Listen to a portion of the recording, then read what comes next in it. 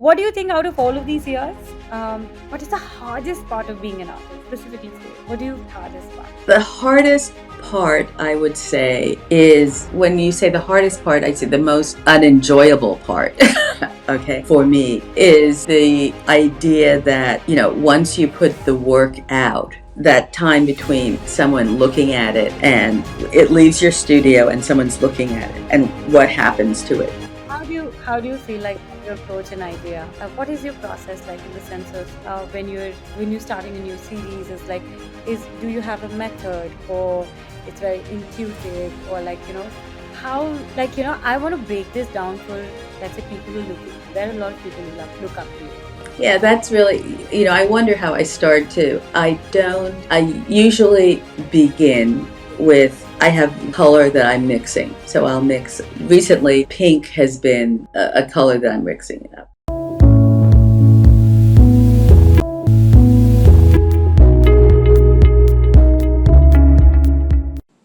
Okay, here we go. Welcome to the podcast, Philemona. Thank you very much. So nice to be here. Very, very excited to have you. And we both have made a lot of effort to make this possible. Yes, technical effort on my part because I'm challenged that way. No, I think technology is new for all of us. It does not matter.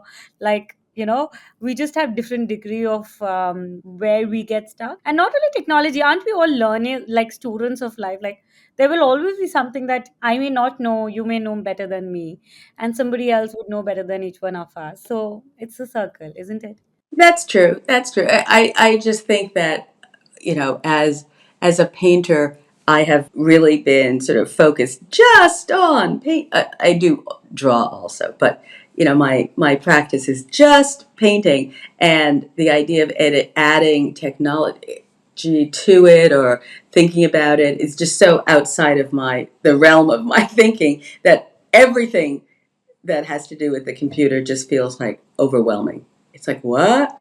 What do you think about the art people are making with AI today then? No comment. No comment. I no comment. I can't really say anything about that. When I don't, I enjoy the physical process of making things. I enjoy the messiness of it. I enjoy you know, the smell of oil paint. Oh my God, it's all over my hands, and I didn't mean it to get there. I enjoy wiping off paint from a canvas with a big rag. So the cleanliness of working on a computer, I don't understand at all. But that's my process.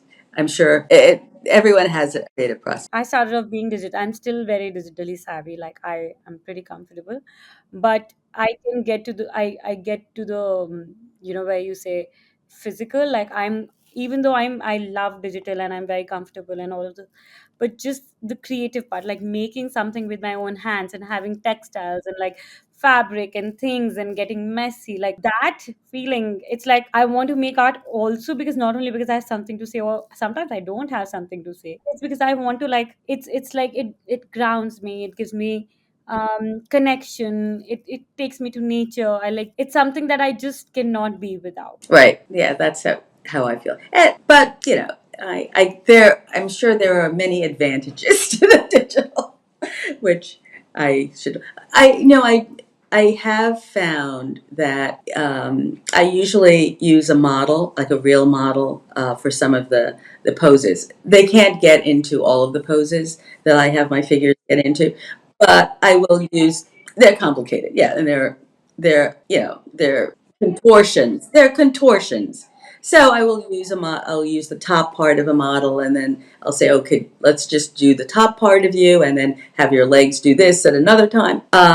And I have found that if I take a photograph of them in the pose that I think, the full pose, and look at it, it's like, whoa, that's really impossible. Okay, let's. So it's just like another sort of. So you twist it up then.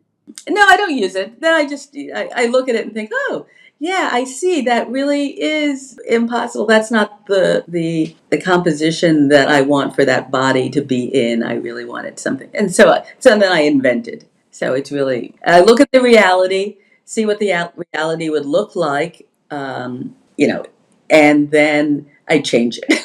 So, so I do, it's another long process that I go through as opposed to just putting the work on it. When was the first time? Do you remember when did you pick up a brush or started to paint? What was the first time for you?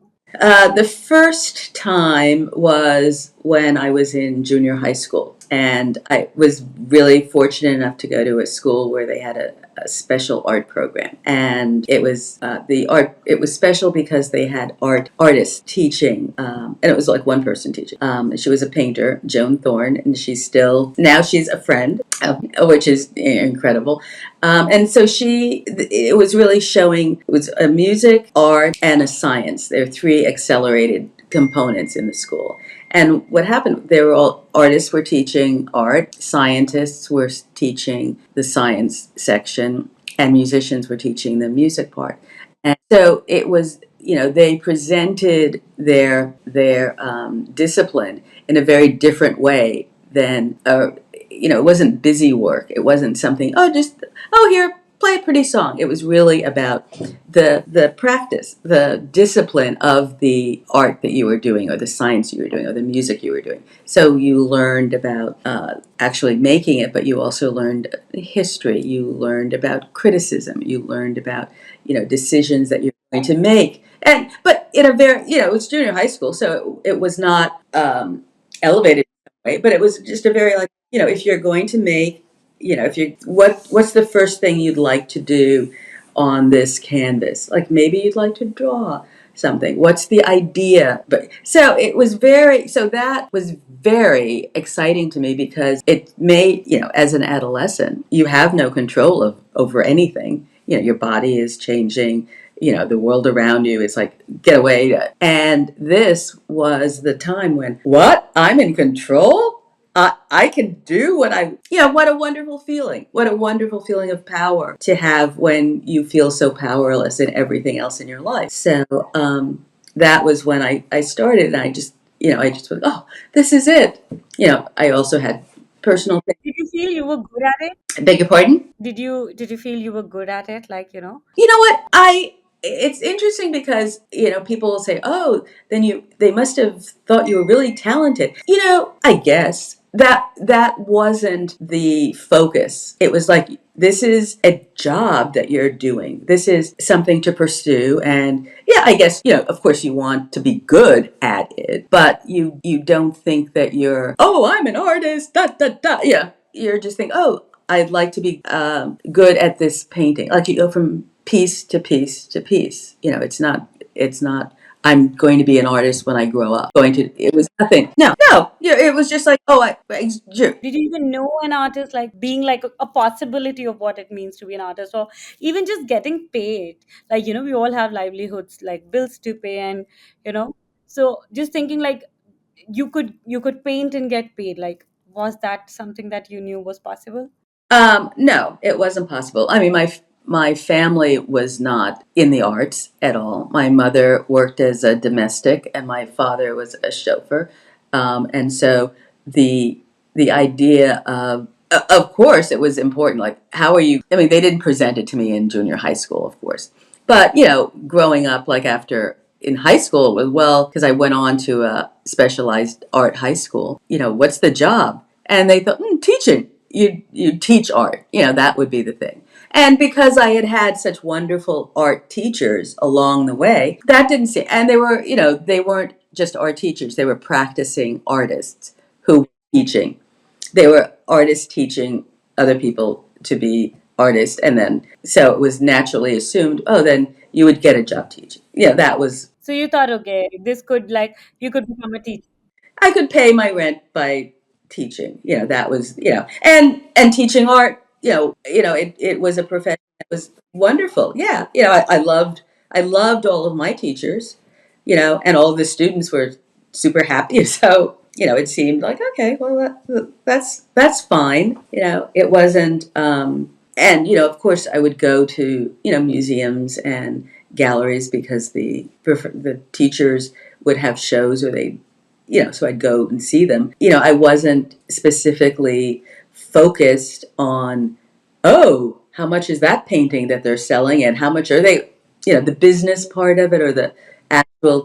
And the teachers weren't either. When I was growing up, they were not. It was not as maybe it was not as profitable as art has become. It is. It wasn't a. It was a profession. Beg your pardon? I'm saying not for, also not for many, like not if let's say there are 100 people, only few make it to the top where they're actually they can make money and save money and have like grow their careers and lives and everything. A lot of people still manage it with 2 3 jobs and like you know Right, right, and that was fine. As long as you had your art practice, as long as you were still painting, you had your studio, and that was fine. It wasn't that you have to be world renowned or getting all of these acclaims. It was really accolades. It was just what was the first time when you started to feel like, okay, this could become something, like you're not only an artist, like you found a lot of success and validation, even if we say, from really amazing places, and also where even we see in a successive way, from Art Basel to like you've done a lot of, there's a lot of visibility for you, and your work has also of late been very well received, and also the narratives and the story. But did you ever, when you thought like you were pursuing, did you ever think that this could turn out like this for you? Like, did you have any kind of, did I like, did you think about it? Did you think about, oh, my work is going to be in museum one day, or I will do this, or like did you have those dreams? I don't remember. I mean, I'm sure I wanted that. Did I verbalize it? Did I have a plan to make it happen? No, none of that. What I did, I knew, I guess, after I graduated from college and I was about to go to, no, I think this was even after graduate school. I was showing in a cooperative gallery in Soho for a few years after. And at one point I said to myself, I think I would like to not show in this cooperative gallery, but to take it a step further. If I'm going to pursue my work, if I'm going to, devote my life to this, to painting, what do I want to say, and who do I want to see it, and what do I want to say? And I just was thinking, look, let's just, this situation is good, and it's going along fine, but I want more. I want more of a critical eye on the work. I want more intensity to what I'm producing. I want to really be, as they say, my authentic self, and that's when I did a series called Childhood Memories, and I stopped showing at the cooperative gallery, and I pursued a museum show at the Queen's Museum. They had a program where you could submit work, and you might be selected to have a show. So I said, you know what? That I'm going to focus completely on who I am, why I am painting, what I want to say. And I did a body of work, and then I presented it to the museum, and that's really how it started. So it was really me taking control of, maybe I do want more than this, but it wasn't, and now I want to do this. It was really one step at a time, and it was like I would like to move from a cooperative gallery to a regular gallery, and the and this was an opportunity that I could try for, and so I risked it and went out to the for the Queen's Museum of Art, and that's sort of how it all started, and that's how I got my first gallery, June Kelly in New York, and a California gallery, the Wanger Gallery in California. So I got both of them because of that one show, and which, again, it was something that I risked everything to go out and do that. But that's sort of how it's been along. Like I was lucky enough to get a review from someone at the Times. Um, and then, of course, if you're in the paper, people pay attention, and so they saw right, and You find a few patrons, a few supporters. They help you gather more. right, and that's what a few supporters, and I really, I'm, you know, it's not that I'm a big astrology person, but my sign is that I'm Capricorn. I'm a goat, and it really, and they always portray Capricorn as someone who's just climbing up the hill, and it's like that. That's what I do. I just take one step at a time, keep going, and I will get to the top.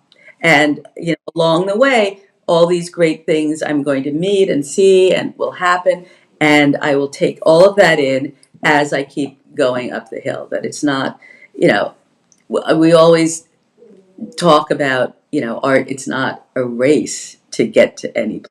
You know, it's the journey, and that's really how I think. Really enjoying every step of the way. Why do you think you paint? What is your, after all, how many years have you been an artist for now? Many years.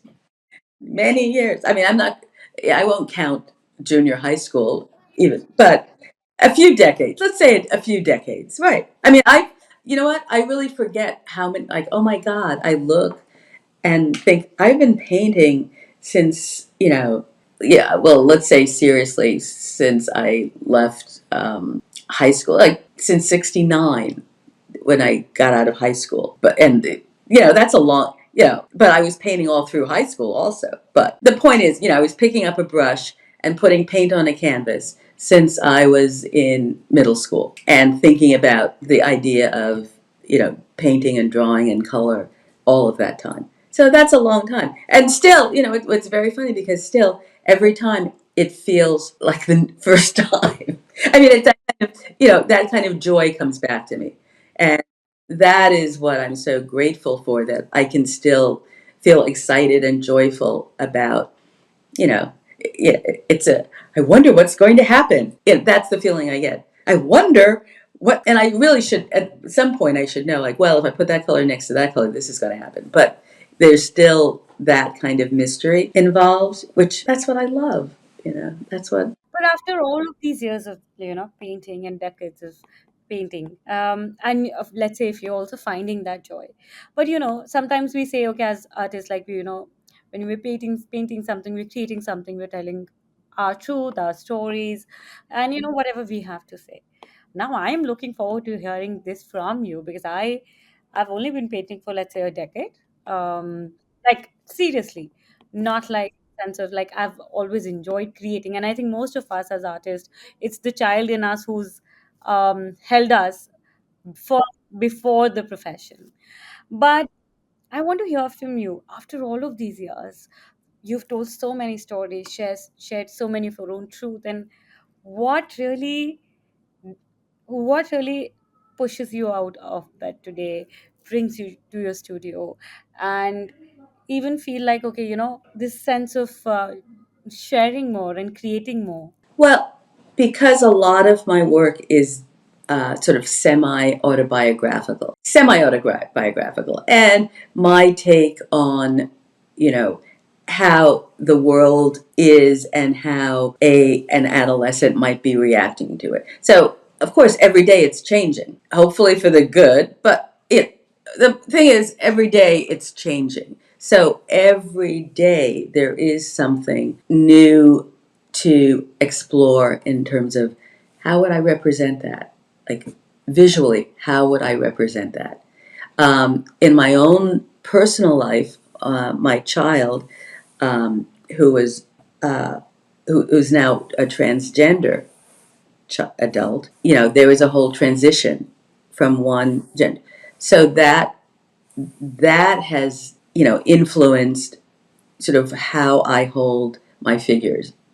My figures have always had a kind of gender ambiguity to them, and I've always wanted that in it, where they can't be classified or categorized. But now it's not just a theory or an idea that I have, but an actual personal interaction with someone I love.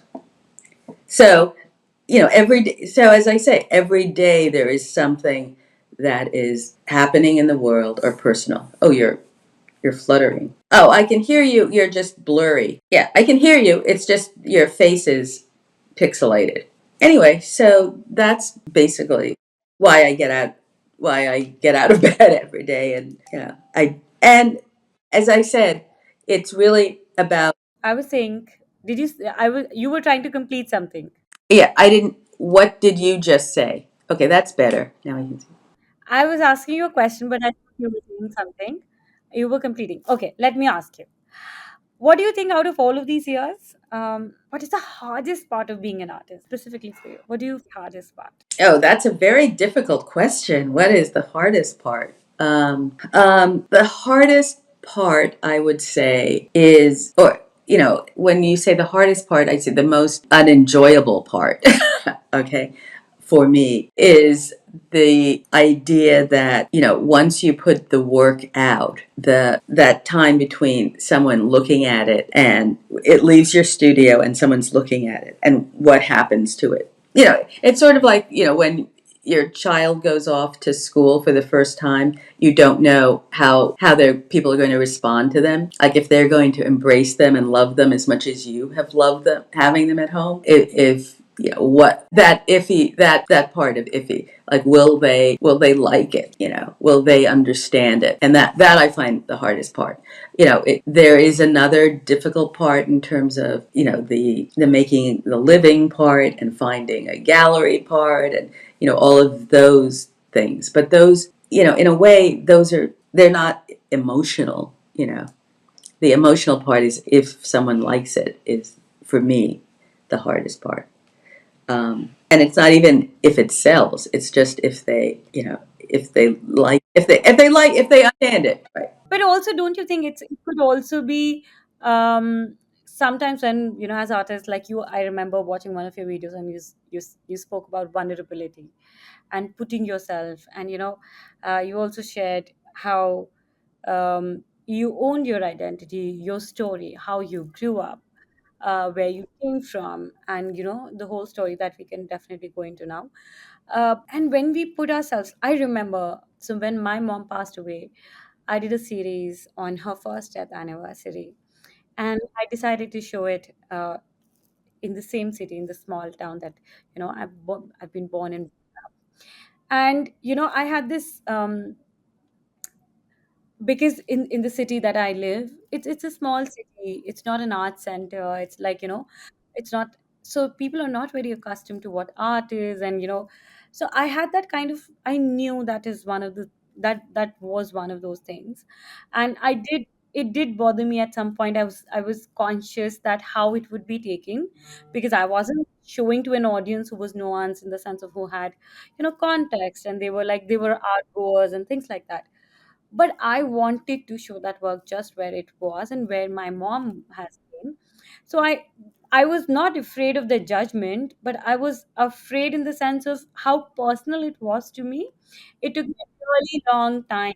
I had made that work for a very long time, but then I just didn't have the courage to show it because their judgment of whatever they think about, it's just not the art to me. It's me processing my feelings. And when we put ourselves in the art and then put the out to the world, and when the world makes a judgment about you are accepted or not, it's not the art, it's our realities, who we've been. Can you share your experience with that? Yes, yes, that's definitely. Well, you said it exactly, perfectly right, and exactly what the feeling is. And people, even though it is a painting and it's over there and that, but you exactly as you said, you feel as if it's you. It's your person. It's your whole. It's your being. It's your soul. Not to be corny, but it is your soul that you just put out, and it's naked. And it's just you feel so vulnerable. Um, and would I have it any other way? Would I do work that did not make me feel vulnerable? That did not show that part? No, I wouldn't. That's not what I would want to do. But that's the hardest part. That's the scariest part. That's the scariest part. It's funny because we're talking about your mom. When did you lose your mom? Um, I lost her COVID second wave, 2019. 2019. Yeah. I mean, my mom also, she was 99 years old, which is great that I had her all those years. But, it's funny because well, it's not funny, but, when you're used to having your mother for so long, Your own growing up years also. it's just sort of like, oh, that you would say things to her that you don't say to other people. And, that loss is like, oh, where who even though I have a cousin who I'm really close to, and I have a very supportive husband and friend. There is just that one law, yeah, that and that also that comes into the work in a way that you don't even know how it comes in. You don't know how it comes in. Yeah, it does come in, and that so I completely understand that. How do you feel like when you approach an idea? What is your process like in the sense of when you're starting a new series? Is like is do you have a method, or it's very intuitive, or how I want to break this down for, let's say, people who are looking. There are a lot of people who look up to you. Now, a lot of times because being a creative does not come with a rule book. We don't even know how. I don't think any of us knows how it works. We just have our own rules, and like it's our own. Yeah, it's everything like that. But we look up to each other and we'll feel like, oh my God, how we learn from each other. So if I were to ask you to break your process more tactically, in the sense of from an idea, how an idea strikes, to how do you approach that, if that is something worth pursuing for you, or you want to make something, or do you make sketches, or like how do you those thoughts or little arcs turn into whole series and like whole movements and ideas and stories like this? Yeah, that's really, I wonder how I start too. I usually begin with, I have a color that I'm mixing. So I'll mix, like, recently, pink has been a color that I'm mixing up. So I'll mix different varieties of pink, a lot of it. And I'll have like three big canvases. And I will paint the whole canvases, each one with just a ground color of this pink on it. And I'll rub it. Some will be very muted kind of pink, just a thin coat of it. Some will be a little bit heavier. Anyway, so there'll be four different pinks and varying sizes of canvases. And that's where I start. And, I think about sort of why is this color? What does this color mean to me? And recently, because of our whole political thing, for me, it's meaning power.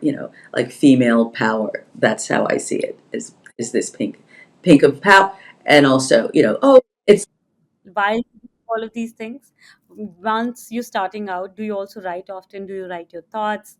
Like, is there also writing from along with it? oh no, no, I don't write any. That would be very helpful if I wrote something about it because yeah, that would be really good because then there'd be a chain of thought that was linear. No, I don't, and I don't think our heads are ever linear. I know there, so I don't, and then but I'm thinking, what this color means, and then depending on the size of the canvas, I'll think about the composition and what I want my figures to be doing in it. Do I want them to be, breaking out of this contained area, or do I want inside and it really the environment to be more than so then I'll think, oh, I think I want it to be, and then I will do a series of lines on the canvas just in terms of what kind of figures, what the movement I want the figures to be in, and that is really, it's very rough, just with paint. Sometimes I'll use a paint stick, but usually just with a brush, and from those lines I make a figure. So they're, and it's really about the movement and how the body is twisting and turning. Um, I'll recently I've had this idea of how we're all super connected in so many ways. And just sort of how that connection turns into something else. Almost how, when we're touching each other, we are transforming, one part of our body into their body. Anyway, so I have this group of figures that are twisted and turning within each other. And so I will just, sketch, this is the shape. Yeah. And then it takes on more life as I develop the figure into more reality, sort of reality. How do you become more fearless in your work? I love, like, how your work is. How do we become more fearless in our work? Like, How do we become more fearless? You know what? Because we're doing something crazy like painting. Like that's already a fearless act. It's such a, does any, it's sort of, I always think this is, people have been painting forever and ever and ever.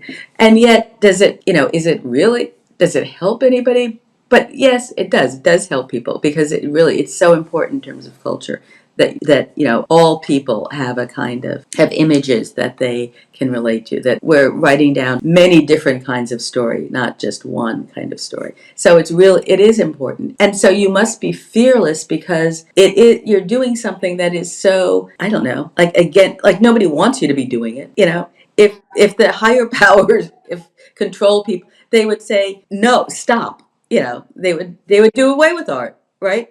I mean, so many people, so many, unfortunately, places have, with all sorts of, with literature, with dance, with music, with, even with languages, people don't want certain languages. They don't want images to be seen. So it is an act of freedom to put down images, any kind of painting that you believe in. And that's why you have to continue to do it, despite everything. It's really, it will live on, hopefully, and maybe, I mean, who knows? after all these years of painting, creating, living the life, um, creative life, what is your heart desire now? What's that? We all have these wishes, like, I want to do this. Like, I think once we reach, once we start experiencing more years of life, we start to tick off a lot of things, but also understand, oh my God, when I thought this would matter, it's actually like, I think a bigger shift has happened while, you move around and you move, and a lot of things change.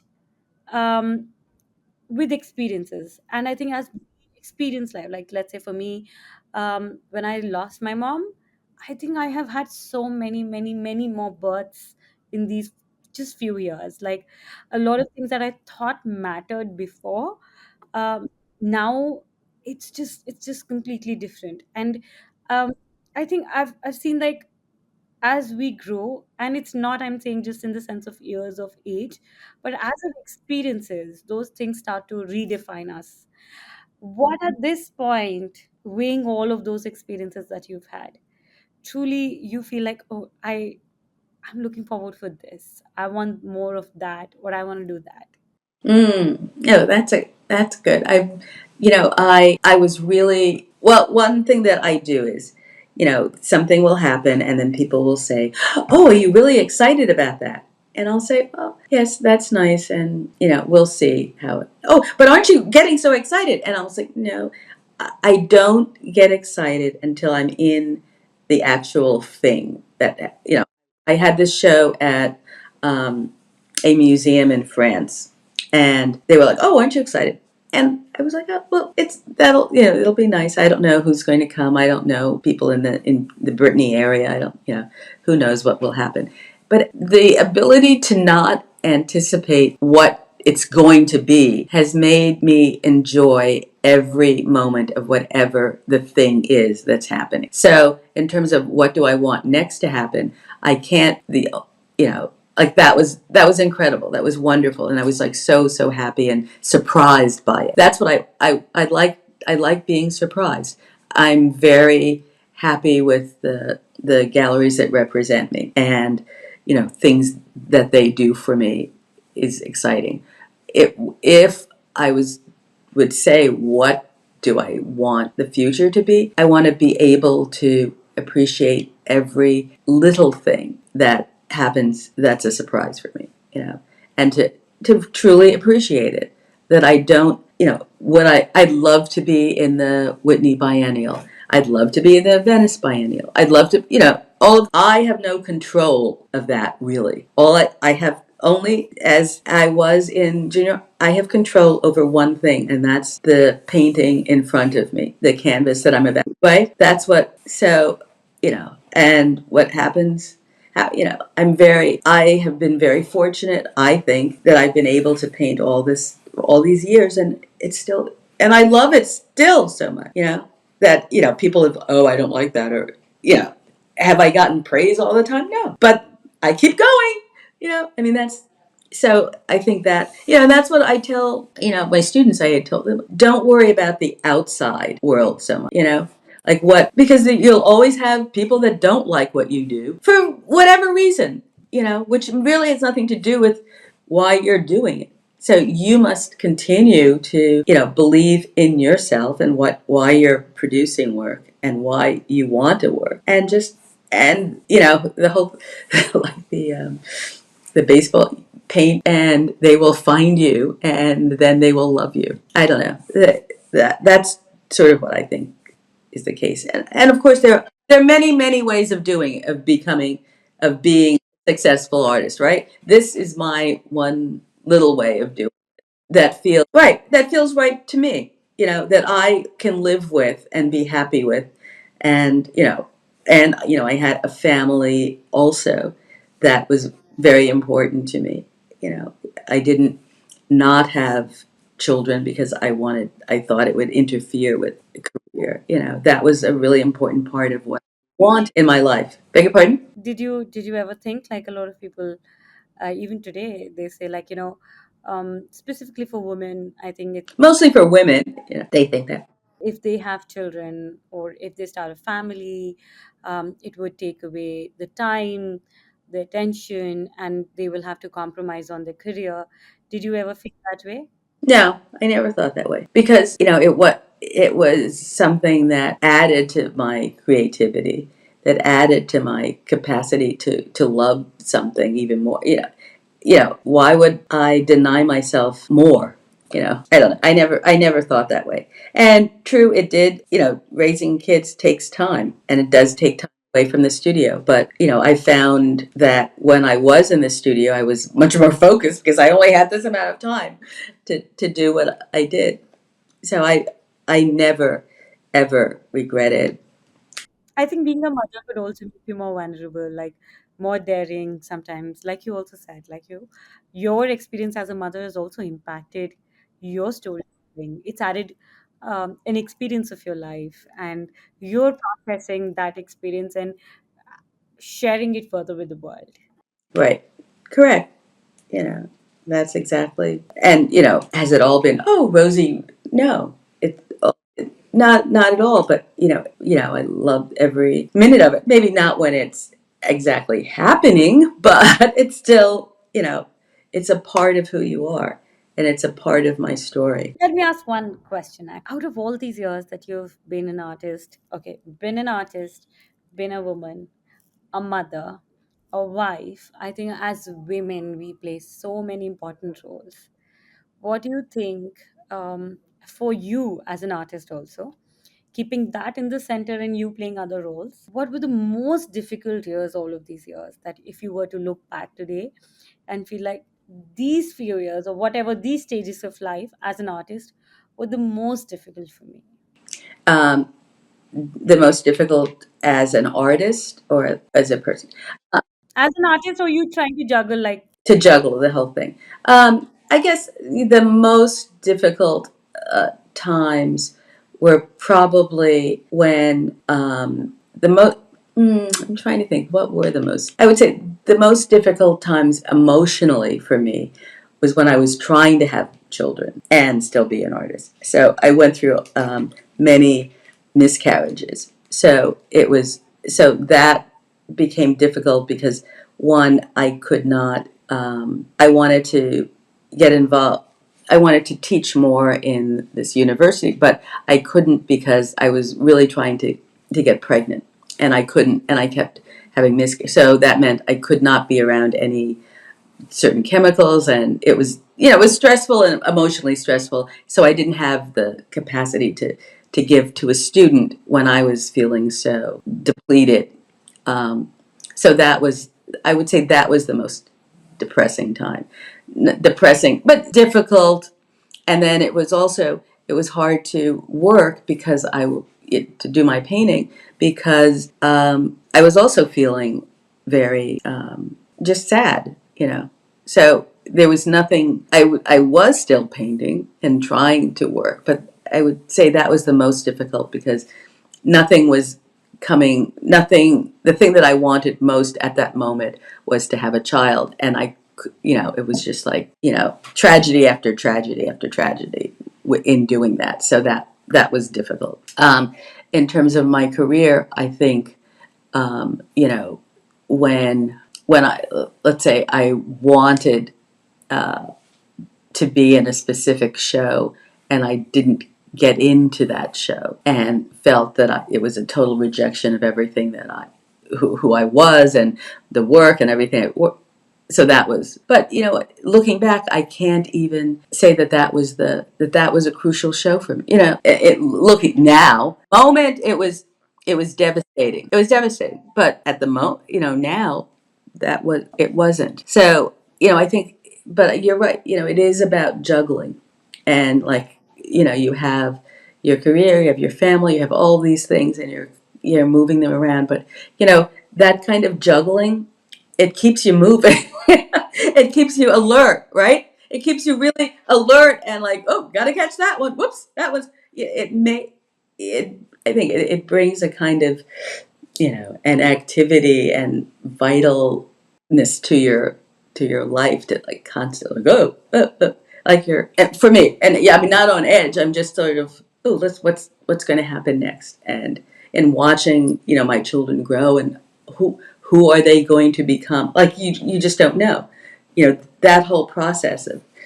You wait for it to tell it, like, like a process, creative process. It's life is a process, and I enjoy the whole process. That's why, in terms of, people will say, oh, what's your favorite painting? The painting that I'm working on at the moment is always my favorite because it's in process, and I don't know what's going to happen. Like, oh, what will it become? What will it? So that's. Okay, last question, I promise. Sure. Oh, okay. No, no, no. I enjoy talking. You're so easy to talk to. Oh, thank you.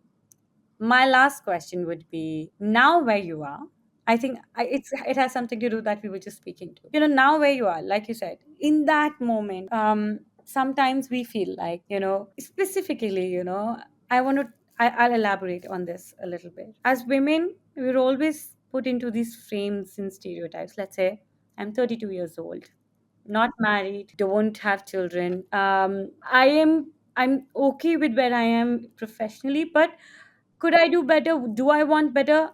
Yeah, for my artist self, definitely. But also, ever since my mom, I feel like I had to shift gears, and like I had to give myself so much more time. And but I also I constantly start feeling this fear. Okay, if I don't have children now, will I, like, am I missing a train? Will this not happen for me? Or if I don't focus or don't pick up myself as an artist today, I don't know if it'll ever happen. Or am I being, like, like you say, like you just said, like sometimes in that moment we feel like, if it's going to happen now, or it's not never going to happen, or if it didn't happen now, it's like it's going to change my life and everything, or everything I've worked towards. Or what is your, looking back at those moments in your younger self, who was like in these moments, and people like me who are in different stages of life, where we feel, okay, if I'm not getting enough attention, if my show's not working, I'm not getting exhibitions, I'm not selling. I mean, today's economy, a lot of us are struggling, a lot of artists are struggling, actually. um what is your advice from your experience, How have you battled these, these troubles, and what would you say? Oh, well, it's funny because I didn't have my first child until I was 39. So, you know, so and it's considered a geriatric pregnancy at 39. Anyway, the point is, looking back when I wasn't married until I was 36, I think. So 32, I get the feeling, and like what, because I did want to be married and have a family. That was something I want. Of course, I wanted my career to progress also. So I wanted all of the. But you didn't marry because you had a career, or it was just something? Did you didn't marry by the time you married because you were focused on your career, or it was just because it didn't happen at that point? No, I was focused on, I mean, I thought I was focused on it, all of it at the same time, meeting somebody, getting married, uh, and the career. And, I was focused, it was all jumbled up in the pot. And you know, I was just taking a bite out of all of it. Yeah, right. It was a big stew. I want it all. And I'm eating, let's see what sticks. I was basically, I was doing I was doing it. I was, I wanted all of it, and there didn't seem to be, there wasn't a clear way of getting any of it, and that's why I said it was a big stew. I just threw it all in the pot and like, let's see what I pull out today. Okay, that might work. Okay, that person will work. Not, that opportunity will work, but that one's not. It was just a random choice of things that happened. I don't. There are some people who go about it very systematically and can plan it and can do it, but I wasn't one of those. And I think that in the end, it is. There were people in my life that on paper looked, wow, that's the perfect person. That would go nicely with your plan, and it was just like the absolute opposite person is not the absolute opposite, but that was not the correct person. And the correct gallery, there isn't one, or the person that you should meet who will then help you in your career. I met people and they didn't do anything, and yet it's a random person that happened to see my work at an open studio that I found out much later who was the most helpful in terms of securing a grant for me. Someone, I didn't know them, they happened to come in, they recommended me, and the only reason I found out that they had done that was years, maybe 12 years afterwards. I happened to run into them, and they said, "Oh, it was past the time when they could speak," and they said, "I was the person that did that." So you know, the thing is, I mean, what I would say is to be kind to every person you meet, because you never know if that person is going to be the person that will give you the most kindness back in ways that you don't know. That, to follow. I met Romeo Bearden year before. I guess it was before I'd gone to graduate school, and my friend knew him, and I went to his studio and I showed him my work, and he went through it, and I really thought this was right after college. I met him, and I thought he's going to be the one that tells me exactly what to do and how to get in on the art business. Yeah, he's going to. And he he liked the work, and then at the end of this 45-minute looking at my work and conversation, he said, follow your heart. And I was like, okay, follow my heart. Okay, what else? Okay, what? Oh, and who should I meet, and where should I wait a minute, I think there are some more. And he said, I didn't say that to him back to him. I just and he said, um follow your heart. That was it. And I left thinking, what the? what was that? What was that? And I did not understand that until, you know, 20 years after, when I realized that that's it. And that's what I had been doing. There isn't a magic person to introduce you to. There isn't a magic, grant to get. There's nothing. It's all, you know, it's you. And it's that hard, and it's that. So, in terms of, right, you're at a stage where all things are possible though for you right now, right? I mean, all things. I mean, you're so fresh and young and beautiful, and and talented, and you're doing stuff. All of those things will happen. Oh, there's someone at my door. I don't know who they are. Let me just go check for 1 second. I'm sorry.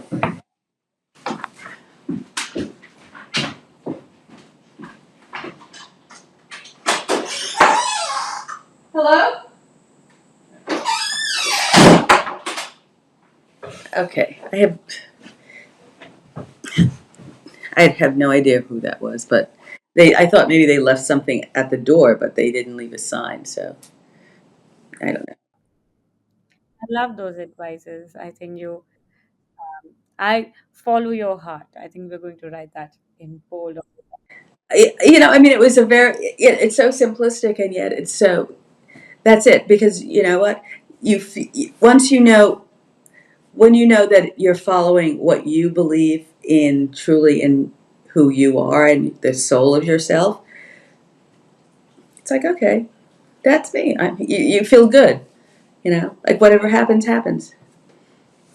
What happens, right? Yeah. I mean, I'm telling you, at the time, I was like, really? That's it? But that's it? And he's like, that's it. That's it. And the funny thing is, years later, I'm represented by June Kelly, who was a very good friend of his and who represented him. And, so it's like, I'm with, would I have known that at that moment?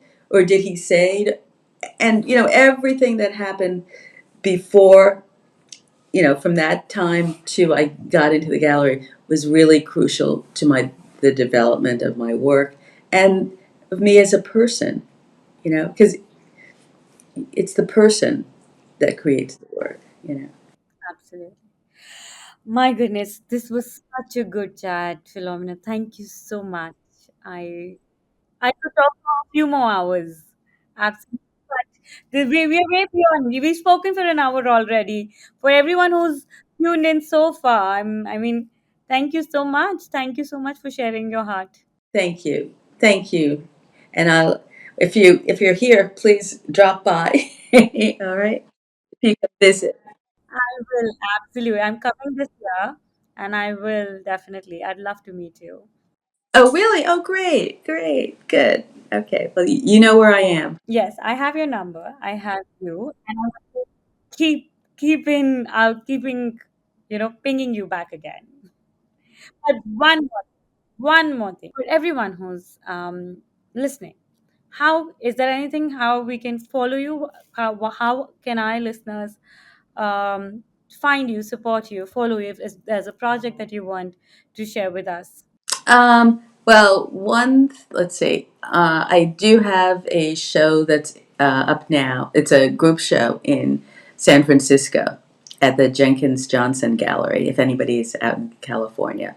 And it's a group show called, what's the name? Oh, no, this is really bad, but I can't remember this. Anyway, it's I will add the details. We'll look in and we'll. you can add the details, yeah. And I'm going to be in Samio's gallery in Paris in a group show also opening August 31st through September. I think it's through October, the middle of October. So those two things are happening. And you can follow me on my Instagram, which is Philemona, and then the number 8 at the end of it, because apparently there are 7 other Philemonas in the world. I didn't realize that, but anyway, there are 7 other Philemonas. So that's it. Oh, and I was pleased to be a juror for the art exhibit that's opening at the Montclair Art Museum, but in September. So anyway, so that's about all. Much. I will make sure we add everything. I really appreciate this. Thank you so much. It was such a pleasure talking to you. So enjoyable, really. Thank you. Thank you. Bye bye.